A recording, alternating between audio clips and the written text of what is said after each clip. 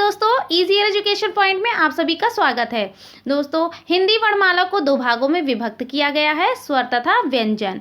और आज के इस वीडियो में हम जानेंगे स्वरों के उच्चारण स्थान। तो चलिए शुरू करते हैं वीडियो को।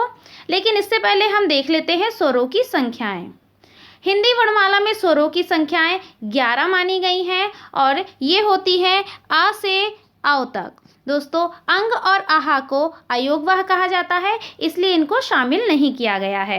लेकिन यहीं पर दूसरा क्वेश्चन बनता है कि हिंदी वर्णमाला में कुल स्वरों की संख्या कितनी होती है, तो हमारा उत्तर होगा 13।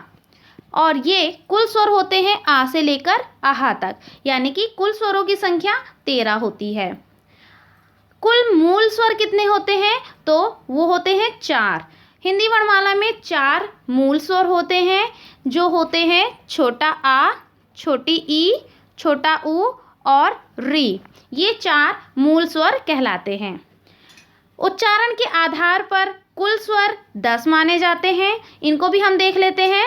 दोस्तों, छोटा आ, बड़ा आ, छोटी ई, बड़ी ई, छोटा ऊ, बड़ा ऊ, लेकिन इसमें हम री को शामिल नहीं करेंगे। छोटा ए, आए, ओ, आओ, ये हमारे 10 स्वर होते हैं जो उच्चारण के आधार पर माने जाते हैं। चलिए आगे देखते हैं। ह्रस्व स्वर। पहले हम जान लेते हैं ह्रस्व स्वर किन्हें कहते हैं।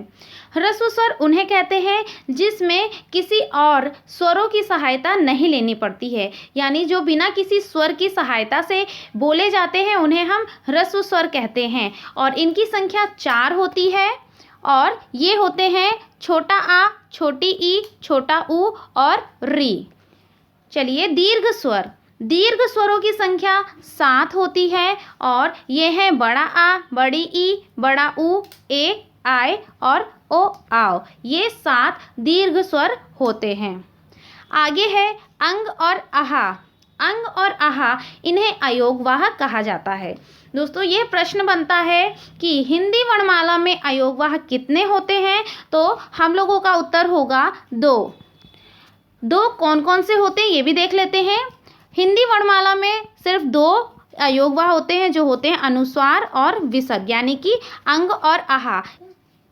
यदि आपसे यह प्रश्न पूछा जाए कि हिंदी भाषा में कितने अयोगवाह होते हैं, तो हमारा जवाब 3 होगा। और कौन कौन से होते हैं ये भी देख लेते हैं। अनुस्वार, विसर्ग और अनुनासिक। ये 2 प्रकार के प्रश्न बनते हैं अयोगवाह से कि हिंदी वर्णमाला में कितने होते हैं, तो 2 होते हैं, और हिंदी भाषा में कितने अयोगवाह होते हैं, तो 3 होते हैं। चलिए आगे देखते हैं। दोस्तों, इसे कहते हैं अ। ये आगत स्वर कहलाता है। सबसे पहले मैं आपको बता देती हूँ कि आगत किसे कहा जाता है। वैसे तो आगत का शाब्दिक अर्थ होता है आया हुआ, यानी कि जो दूसरी भाषा से आता है। चलिए मैं आपको बता देती हूँ। दोस्तों, हिंदी में अंग्रेजी तथा उर्दू भाषा के शब्द निरंतर प्रवेश कर रहे हैं और वर्णमाला में इनके लिए पहले से कोई चिन्ह नहीं बनाए हुए हैं, परंतु हिंदी भाषा में इनका प्रयोग वर्णों के ऊपर या नीचे बिंदु तथा अन्य चिन्हों द्वारा किया जाता है। और यह अध्वनि वाला आगत अंग्रेजी भाषा से आया हुआ है। इसका प्रयोग भी देख लेते हैं दोस्तों किस प्रकार किया जाता है। तो दोस्तों, हम सभी लोग लिखते हैं कॉलेज,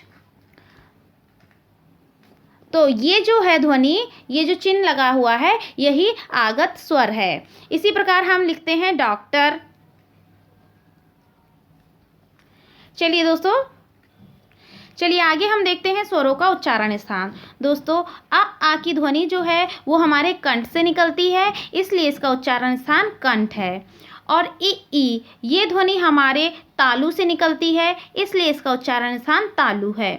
ओ दोस्तों, जब हम ओ बोलते हैं तो हमारे होठों का जो आकार है वो थोड़ा सा गोल हो जाता है और होठों की सहायता से ये ध्वनि निकलती है ओ, तो इसका उच्चारण स्थान ओष्ठ्य है। आगे देख लीजिए आप, ए आए जो है उसका उच्चारण स्थान कंठ तालु है और ओ आ का उच्चारण स्थान कंठोष्ठ्य है। चलिए मैं आपको थोड़ा सा समझा देती हूँ ताकि आपको अच्छे से याद हो जाए। देखिए दोस्तों, जो ए है ये बना है छोटा आ और ई से, तो आ का उच्चारण स्थान कंठ है और ई का उच्चारण स्थान तालु है। इसलिए ए आई का उच्चारण स्थान कंठ तालु है। और आगे देखिए ओ आओ जो है ये ओ बनता है हमारा अ से छोटा आ और ऊ से। तो आ का उच्चारण स्थान कंठ है, यहाँ पे देख लीजिए आप, उच्चारण स्थान इसका कंठ है। और ऊ का उच्चारण स्थान तालु ओष्ठे है। क्या है? ओष्ठे। तो इसका उच्चारण स्थान क्या हो जाएगा? ओ आओ का उच्चारण स्थान हो जाएगा कंठोष्ठे। ठीक, आप इसको इस तरह से भी देख सकते हैं। जो ए आई है ये ए आई बना है हमारा कंठ और तालु से, यानी कि जो पहला वाला है और दूसरा वाला है इन दोनों को मिलाकर हमारा ए आई बना है। और जो ओ आओ है ये हमारा बना है कंठ और ओष्ठे को मिलाकर। ठीक है दोस्तों, इस तरह से आप इसको थोड़ा सा ध्यान में रख सकते हैं और आपको ज़्यादा समय तक याद रह सकता है। चलिए आगे देख लेते हैं। आगे है री। तो री का उच्चारण स्थान मूर्धन्य होता है और अंग का उच्चारण स्थान नासिका होता है। जब हम अंग बोलते हैं तो इसकी ध्वनि हमारे नाक से निकलती है, इसलिए इसका उच्चारण स्थान नासिका है। इसका प्रयोग जैसे कि हम अंगूर लिखने में करते हैं, तो अंगूर, अब इसकी ध्वनि है जो वो हमारी नाक से निकली है। और आहा का उच्चारण स्थान कंठ होता है। ठीक है दोस्तों, अब इसका प्रयोग हम देख लेते हैं। जो आहा है इसका प्रयोग हम कहाँ करते हैं दोस्तों? देखिए, जैसे हम लिखते हैं प्रातः, तो यह इसकी ध्वनि ह होती है। तो चलिए दोस्तों, आज का हमारा ये वीडियो यहीं तक था। मिलते हैं अगले वीडियो में। दोस्तों, अगर अभी तक आपने मेरे चैनल को सब्सक्राइब नहीं किया है तो प्लीज़ मेरे चैनल को सब्सक्राइब कर लीजिए और नोटिफिकेशन का बेल प्रेस कर लीजिए। और अगर आपको मेरा ये वीडियो पसंद आया हो तो लाइक करना और शेयर करना बिल्कुल भी ना भूलें।